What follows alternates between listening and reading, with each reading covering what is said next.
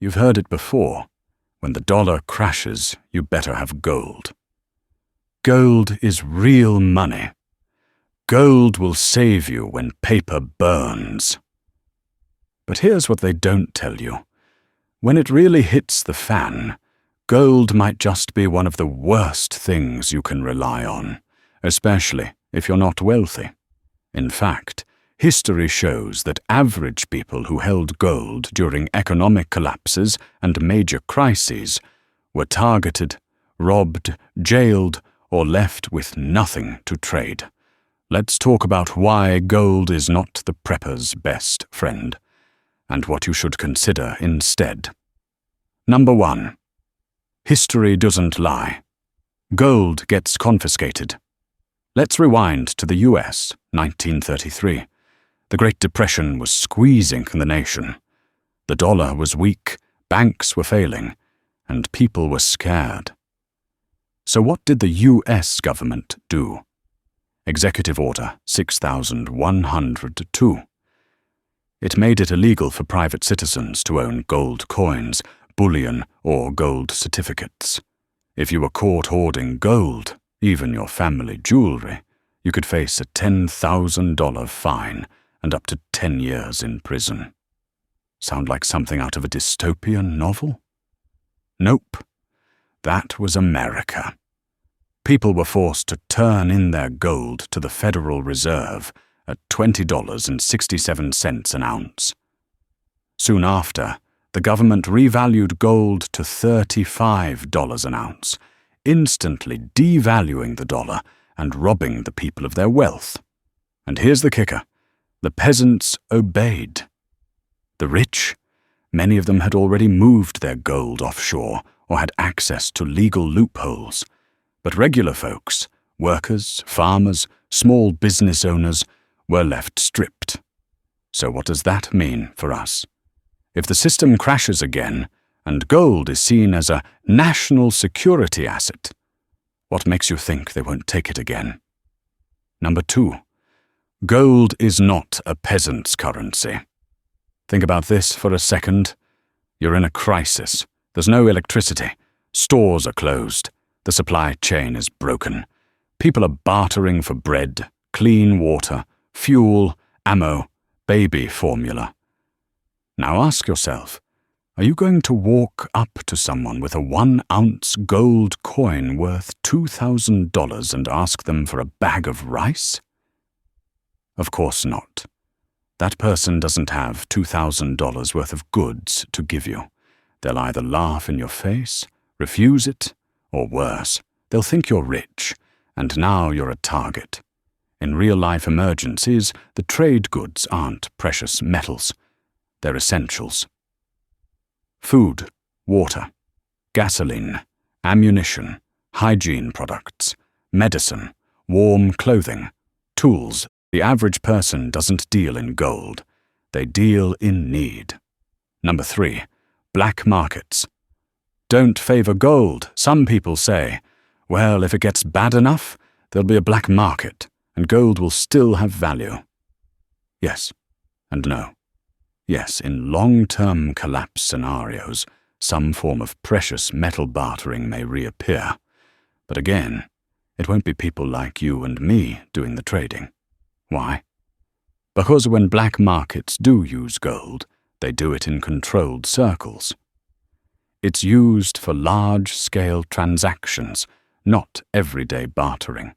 It's used by people who have connections, not by peasants trying to feed their kids.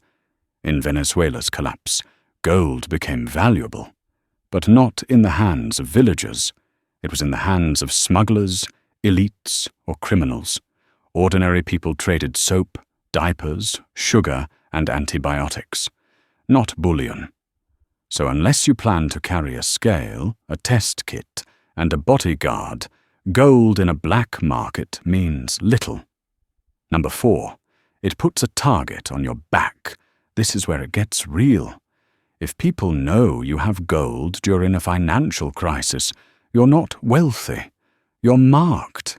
That little bag of coins you think will buy safety? It just paints you as someone who can be extorted, robbed or worse. In war zones, natural disasters, and economic collapse, what gets people killed isn't just what they lack. It's what they have that others want. Gold is flashy, it's traceable, and if the wrong people know you have it, you're at risk.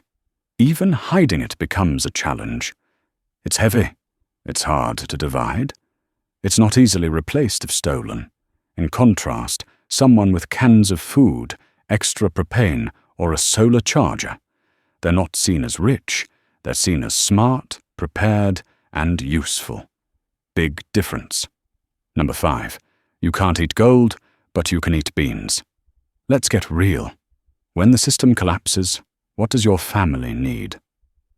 Calories, clean water, security, medical care, warmth. Hope gold gives you none of that, unless someone else is still assigning it value. And in a true SHTF scenario, value changes. A $2,000 gold coin might get you laughed at by someone who just wants a pack of antibiotics or 10 gallons of fuel. Meanwhile, a $1 can of beans could be the difference between someone helping you or turning you away. Value becomes survival. Number 6. Gold is for after, not during. Now let's be fair. Gold can have a place in a long-term wealth strategy, but not as a front-line prep. If you already have food stored, water purification handled, defense tools ready, medical supplies stocked, community support systems in place, then yes, a little gold might help rebuild when the system comes back. But most people pushing gold are skipping steps.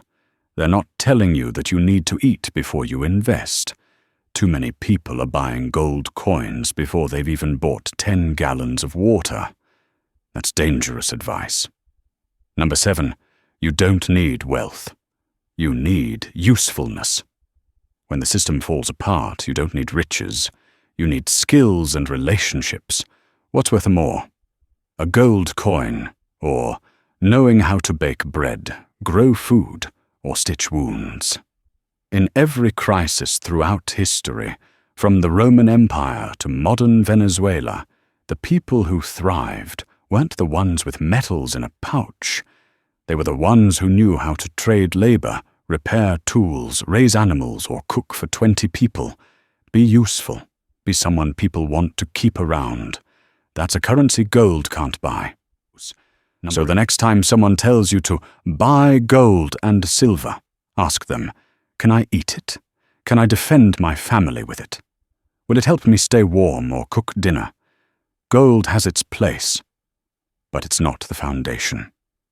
In real-world collapse, it's the last step, not the first.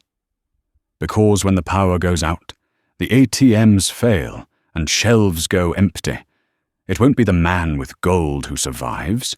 It'll be the man with skills, tools, food, and a plan. Subscribe for more no-nonsense prepping, off-grid strategies, and real-world resilience. And if you're ready to go deeper, join our Patreon community, where we help each other become unshakable. Stay ready, stay grounded, and prep smart, not flashy. Join us on Patreon. The link is in the description and the comments. We are growing all-women communities, communities for families, and so much more. All off-grid, self-sustainable, and protected by the Most High God, Yahweh. We have land as low as $0 down and $50 a month all over the United States with no credit check, meaning your past does not define your future, and you can still get your family to safety. We have resources that show you how to start a homestead from scratch. Imagine living with your family and friends in a community supporting one another in love and peace. This can be your future, but you must act immediately. Time is running out, and it's time to grow your own food, control your water supply, and dominate your own power grid. Thank you so much for being here today. Please remember to like, comment, and subscribe, and we will see you in the next video.